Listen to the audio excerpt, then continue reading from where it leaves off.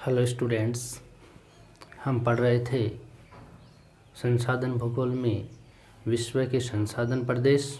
हमने विश्व के संसाधन प्रदेश पढ़ रहे थे टॉपिक, इसमें पढ़ भी लिया है थोड़ा बहुत। इसमें हमने क्या पढ़ा? विश्व से संबंधित हमने इसके दो प्रदेश देख लिए हैं। एक तो देखा हमने ध्रुवीय प्रदेश, जिसको हम टुंड्रा प्रदेश भी बोल सकते हैं, जो कि आर्कटिक और अंटार्कटिक जो क्षेत्र हैं वहाँ पर हमें देखने को मिलते हैं। उसके बाद में हमने उत्तर के उपध्रुवीय जो क्षेत्र है, जिसको हम टेंगा प्रदेश बोलते हैं, जहाँ पर कोणधारी प्रकार के वन पाए जाते हैं, उनकी भी हमने चर्चाएं कर ली है। इसके बाद में हम जो पढ़ने जा रहे हैं अगला बिंदु इसमें प्रदेशों में, वो है शीतोष्ण यूरोपीय प्रदेश। हमारा पॉइंट क्या है? शीतोष्ण यूरोपीय प्रदेश। देखिए, ये जो क्षेत्र है शीतोष्ण प्रदेश वाला, ये यूरोप के टेंगा और टुंड्रा जो प्रदेश हैं उन्हीं के दक्षिणी भाग में इसका विस्तार पाया जाता है। इसको हम यूँ कह सकते हैं कि ये शीतोष्ण प्रकार है, ये टुंड्रा और टेंगा का दक्षिणी यूरोपीय क्षेत्र। ठीक है, यहाँ पर हम देखेंगे तो यहाँ की जो जलवायु है वो शीतोष्ण और नम प्रकार की है। कैसी जलवायु यहाँ पर? शीतोष्ण है और नम जलवायु यहाँ पे क्या होती है? देखने को मिलती है। कैसी जलवायु? शीतोष्ण व नम।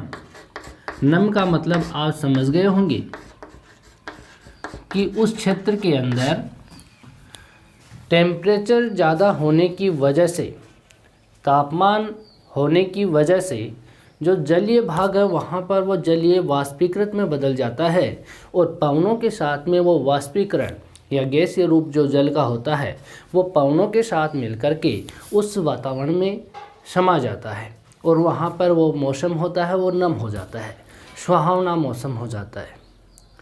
और यूरोप मध्य अक्षांशीय क्षेत्र में होने की वजह से ये शीतोष्ण कटिबंध में आता है।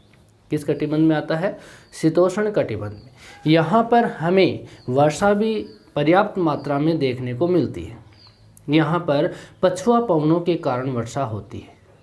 इस भाग में, यहाँ पे अगर हम इस यूरोपीय क्षेत्र को देखेंगे, यहाँ पे देखिए ये यूरोपीय भाग जो है इसका, यहाँ पर ये यूरोपीय क्षेत्र है। इस यूरोपीय क्षेत्र में यहाँ से 30 डिग्री के बाद में पछुआ पवनें जो हैं वो चलना स्टार्ट हो जाती हैं यहाँ पर। तो ये अटलांटिक महासागर है, यूरोप के इस भाग में अटलांटिक महासागर है। यहाँ से ये पछुआ पवनें क्या करती हैं? अपने साथ में आर्द्रता लेकर के चलती हैं। आर्द्रता कहाँ से मिली इनको? अटलांटिक महासागर से मिली। यहाँ से आर्द्रता लेकर के और यूरोप के इन क्षेत्रों में या शीतोष्ण भाग वाले इस क्षेत्र में यहाँ पे वर्षा करती हुई चलती है। तो यहाँ पे हम कह सकते हैं कि इस भाग में पर्याप्त वर्षा होती है। पर्याप्त वर्षा, समझ गए बात? पर्याप्त वर्षा किसके कारण होती है? इन पवनों के कारण होती है। ध्यान देना, हमेशा समुद्र से स्थल की ओर जो पवनें चलती हैं वो अपने साथ में नमी धारण करके चलती हैं, और जहां उसको पर्वतीय क्षेत्र या कुछ भी पठारी भाग हो, उनको अगर रुकावट मिल गई तो वहां पर वो पवनें, उनकी नमी संघनित हो जाती है और वहां पर वो वर्षा करती है। समझ गए बात? यानी पर्वतीय क्षेत्र होते हैं इन तटीय वाले क्षेत्रों में, जैसे मानो यहाँ पर ये महाद्वीपीय भाग है जो समुद्र से ऊपर है, यहाँ समुद्र से पवनें आ रही हैं, ठीक है, ये इन तटीय क्षेत्रों पे आएगी और टकराएगी और यहाँ वर्षा कर देगी। क्यों? क्योंकि इसके साथ जो नमी है वो अभी इस हवा है उसमें तो दूर दूर है, लेकिन जब हवा टकराएगी तो इसकी नमी मिल जाएगी और वो संघनित हो जाएगी और वहाँ पर वर्षा हो जाएगी। तो पर्याप्त वर्षा वाला क्षेत्र है ये शीतोष्ण। क्योंकि यहाँ तो हमने क्या पढ़ा? टुंड्रा पढ़ा, और यहाँ पे हमने टेंगा पढ़ा है। ठीक है। इसके दक्षिण में ये जो क्षेत्र है यहाँ का, ये जो क्राइटेरिया है, इसके अंदर जिस प्रकार की जलवायु है उसकी हम चर्चा ही कर रहे हैं, जिसको क्या बोलते हैं, शीतोष्ण यूरोपीय प्रदेश। क्या बोलते हैं, शीतोष्ण यूरोपीय प्रदेश बोलते हैं। यहाँ पर उन्नत वृद्धि होती है। ये उन्नत वृद्धि क्यों होती है, क्योंकि यहाँ के लोगों ने, यहाँ पे शिक्षित लोग हैं, तकनीकी ज़्यादा उपयोग करते हैं, यहाँ पे तकनीकी का विकास सबसे ज़्यादा होता है, औद्योगिक विकास सबसे ज़्यादा है, इसलिए इस क्षेत्र की वृद्धि उन्नत रहती है। विकसित देशों की श्रेणी में आते हैं। विश्व में सबसे ज़्यादा विकसित जो देश हैं वो यही देश हैं, जो पूरे विश्व में यहाँ जो औपनिवेशिक शक्तियाँ काम की थी जिसने, वो यहीं के देशों ने करवाई। जैसे इन्हीं के अपना भारत है, भारत पे कब्जा किसका हुआ, अंग्रेज़ों का। अंग्रेज़ कहाँ के थे, यहाँ के। भारत पे कब्जा किसका हुआ, पुर्तगालियों का। पुर्तगाल कहाँ पर है, यहीं पे।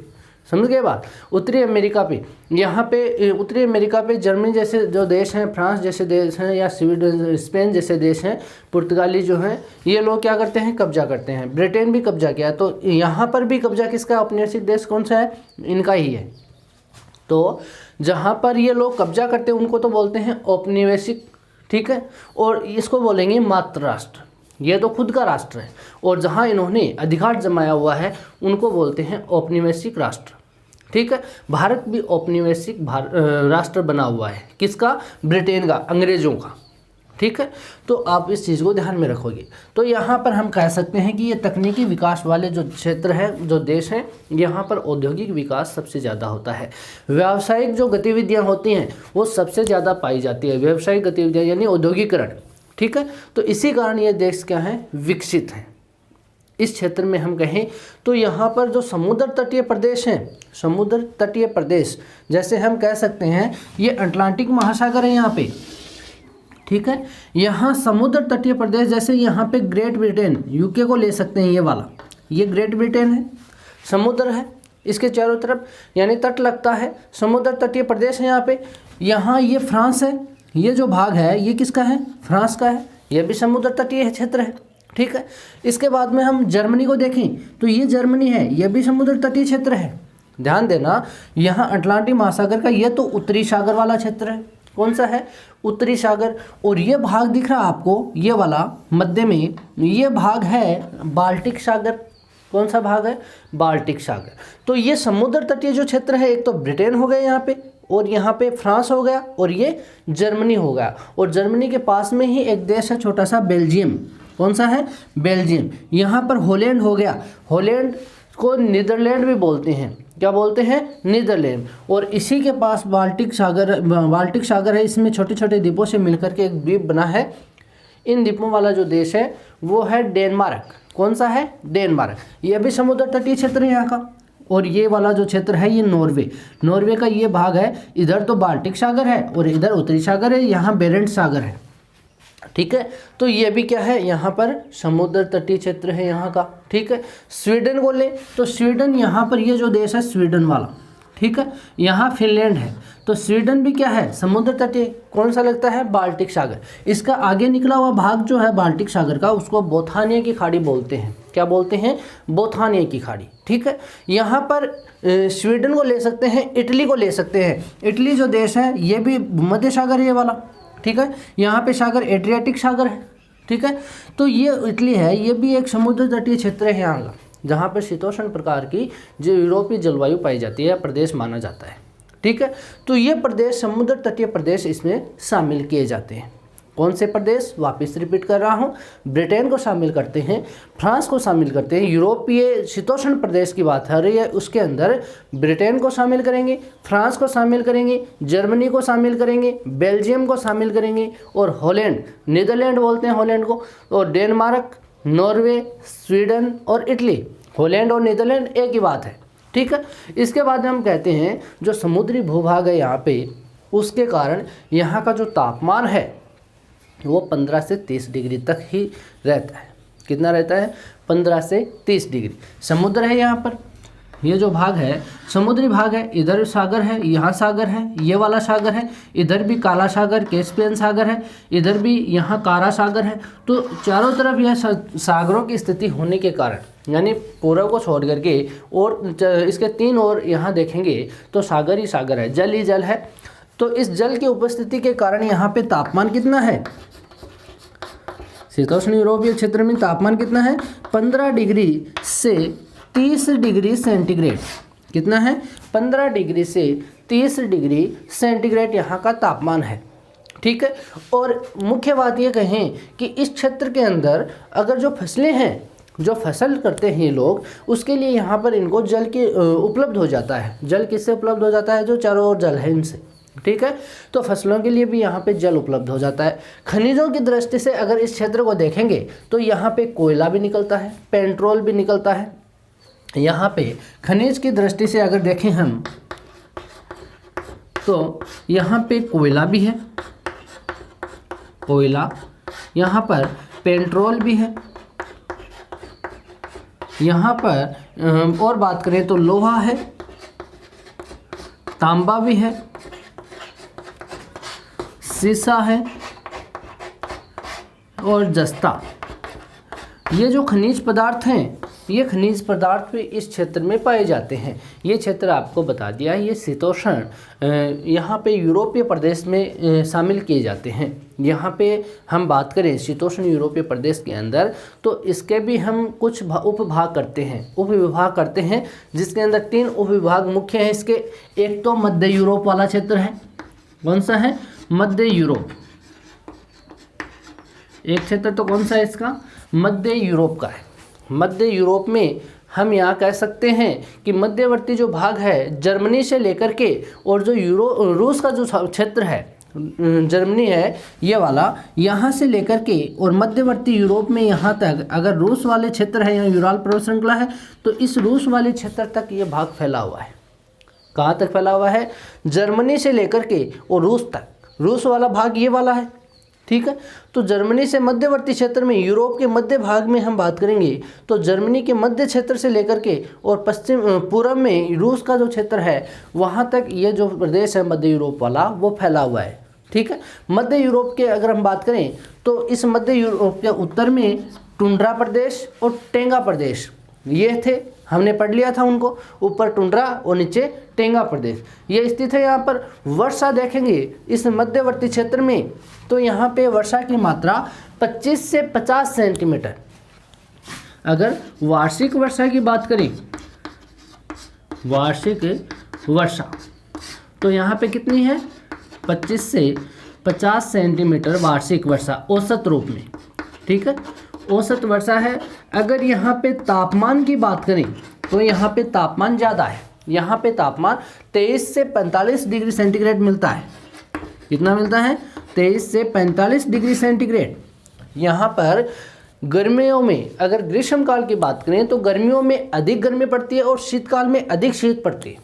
यानी सर्दियों में अधिक ठंड पड़ेगी और गर्मियों में ज़्यादा गर्मी पड़ेगी। वो क्षेत्र कौन सा है यूरोप का, मध्य यूरोप वाला क्षेत्र, जो मध्यवर्ती भाग है। ठीक है। यहाँ पे भी खनिज की बात कर सकते हैं। तो इस मध्यवर्ती क्षेत्र में कोयला भी है, पेट्रोल भी है, लोहा भी है, तांबा भी है, सीसा जस्ता भी है। ठीक है।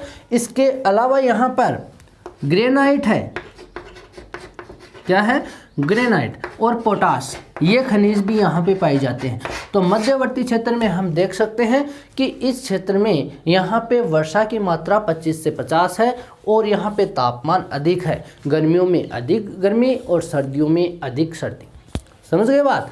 ये क्षेत्र कौन सा है, मध्य यूरोप का। इसके बाद में हम दूसरा क्षेत्र देखते हैं इसी का। कौन सा क्षेत्र है यहाँ पे, यूरोपीय रूस। यूरोपीय रूस का ये क्षेत्र है जिसमें बेलारूस है, पोलैंड जैसे देश आते हैं। ठीक है। यूरोपीय रूस जो क्षेत्र है, यहाँ गर्मियों में अधिक गर्मी है और सर्दियों में अधिक सर्दी है। ये मध्यवर्ती क्षेत्र में भी था और यहाँ पर भी है। यूरोपीय जो रूस वाला क्षेत्र है वहाँ की बात करते हैं। वर्षा की मात्रा वही है 25 से 50 सेंटीमीटर। कौन सी है, 25 से 50 सेंटीमीटर। लेकिन यहाँ पर मिश्रित जो वन है उनकी प्रधानता अधिक है। किसकी प्रधानता है, मिश्रित वनों की। यहाँ पर मिश्रित वनों का मतलब क्या है, यहाँ पे छोटे वृक्ष हैं, मध्यम वृक्ष हैं, बड़े वृक्ष हैं। ठीक है। यहाँ पे पतझड़ वन भी है, यहाँ पे सदाबहार वन भी है। तो इस प्रकार के क्षेत्र देखने को मिलते हैं। तो मिश्रित प्रकार के वनों की यहाँ पे प्रधानता रहती है। यहाँ पे खनिजों की बात करें तो कोयला, पेट्रोल तो यहाँ पर मिलता है। जब हम देखें तो कोयला पेट्रोल तो यहाँ पे मिलता है, उसी कारण से हम यहाँ पे देखेंगे तो जनघनत्व इस क्षेत्र के अंदर अधिक है। कितना है यहाँ पे जनघनत्व? तो यहाँ पे 50 से लेकर के और 250 व्यक्ति प्रति वर्ग किलोमीटर यहाँ पर जनसंख्या निवासित है। सघन जनसंख्या वाला क्षेत्र है यहाँ पे। 250 व्यक्ति प्रति वर्ग किलोमीटर तक जनसंख्या यहाँ पे निवास करते हैं, यानी 1 किलोमीटर में 250 व्यक्ति इस क्षेत्र में निवासित हैं। इसके बाद में अगली प्रकार की जो यूरोपीय क्षेत्र की तीसरा जो प्रकार है उपविभाग है वो भूमध्य सागरीय प्रदेश है। कौन सा है? भूमध्य सागरीय यूरोपीय प्रदेश। अगला इसका प्रकार भूमध्य सागरीय यूरोपीय प्रदेश। इसके तो नाम से ही विदित होता है कि भूमध्य सागर के आसपास वाला क्षेत्र। भूमध्य सागर कौन सा है? ये वाला भाग, ये दिख रहा है आपको यहाँ पर, ये भूमध्य सागर। इसके यहाँ तो ये आइबेरियाई प्रायद्वीप है, यहाँ इटली है, और ये तटवर्ती क्षेत्र है जिसमें बुल्गारिया जैसे देश, टर्की जैसे देश, सीरिया भी है यहाँ पे, इराक भी है यहाँ पर, यहाँ मिस्र है, यहाँ लीबिया है, यहाँ ट्यूनीशिया है, ये अल्जीरिया वाला क्षेत्र है। इस क्षेत्र में यहाँ पर इसके बीच में ये भाग आपको दिख रहा है, ये भाग भूमध्य सागर का है। किसका है? भूमध्य सागर का। याद रखना भूमध्य सागर कहाँ पर है? यूरोप और अफ्रीका के बीच में है। ठीक है, इसको रूम सागर भी बोलते हैं। भूमध्य सागर का दूसरा नाम क्या है? भूमध्य सागर, और इसका दूसरा नाम है रूम सागर। तो इसको भी ध्यान में रखना, बहुत बार एग्जाम में आपको पूछा जाएगा रूम सागर। ठीक है, तो रूम सागर आप ऐसा मत सोचना कि रूम सागर कहाँ पर है, मैं तो बता ही नहीं गया था। रूम सागर भूमध्य सागर का ही दूसरा नाम है। ठीक है, इसके तटवर्ती क्षेत्रों में हम यहाँ पे भूमध्य सागरीय जो यूरोपीय प्रदेश हैं उनको ले सकते हैं, यानी इस क्षेत्र में सागर के जो तटीय क्षेत्र जो हैं वो शामिल किया जाता है इनमें। ठीक है, शीतकाल में अगर तापमान देखेंगे, ध्यान देना, इस क्षेत्र में शीतकाल, इस तटवर्ती क्षेत्र की बात कर रहा हूँ, यूरोपीय क्षेत्र की, यूरोप वाले इन क्षेत्रों की बात कर रहा हूँ जिसमें पुर्तगाल, स्पेन, इटली जैसे देश आते हैं, यूनान जैसे आते हैं यहाँ पर। तो इस क्षेत्र के अंदर हम बात करें तो शीतकाल का जो तापमान है, यहाँ शीतकाल का तापमान वो 0 डिग्री सेंटीग्रेड रहता है, जबकि ग्रीष्मकाल का तापमान होता है, ग्रीष्मकाल में यहाँ पे तापमान 30 डिग्री सेंटीग्रेड तक मिलता है। कितना मिलता है? 30 डिग्री सेंटीग्रेड तक मिलता है। यहाँ पर भी कोयला और पेट्रोल निकाला जाता है खनिज के रूप में, और कोयला पेट्रोल है वो कुछ मात्रा में है, और शक्ति के जो साधन हैं, जो भी शक्ति के साधन हैं उनका यहाँ पे अभाव पाया जाता है, क्योंकि खनिज तेल वगैरह तो यहाँ पे ज़्यादा है, जो इराक ईरान वाले क्षेत्र हैं, अरब जो प्रायद्वीप है वहाँ पर, लेकिन इन क्षेत्रों में इनका अभाव है, शक्तियों का क्या है यहाँ पे अभाव पाया जाता है। वार्षिक वर्षा अगर देखेंगे, औसत वर्षा है यहाँ की, औसत वार्षिक वर्षा यहाँ पर है 50 से 150 सेंटीमीटर। कितनी है? 50 से 150 सेंटीमीटर वार्षिक वर्षा यहाँ पर देखने को मिलती है। तो इस क्षेत्र को आप ध्यान में रखोगे। ये कौन सा हो गया आपका? शीतोष्ण यूरोपीय प्रदेश। हमने पहले कौन सा पढ़ा था? हमने पढ़ा टुंड्रा प्रदेश वाला जो ध्रुवीय प्रदेश है, उसके बाद हमने उप ध्रुवीय जो क्षेत्र पढ़ा है जिसमें टेंगा प्रदेश को पढ़ा। अब हमने किसको देखा है? शीतोष्ण यूरोपीय प्रदेश को देखा है। ठीक है, जिसके अंदर मध्य यूरोप है, जिसके अंदर यूरोपीय रूस है, जिसके अंदर भूमध्य सागरीय यूरोपीय प्रदेश हैं। ठीक है, इसके बाद हम पढ़ेंगे उष्ण अफ्रीकी व एशियाई शुष्क प्रदेश।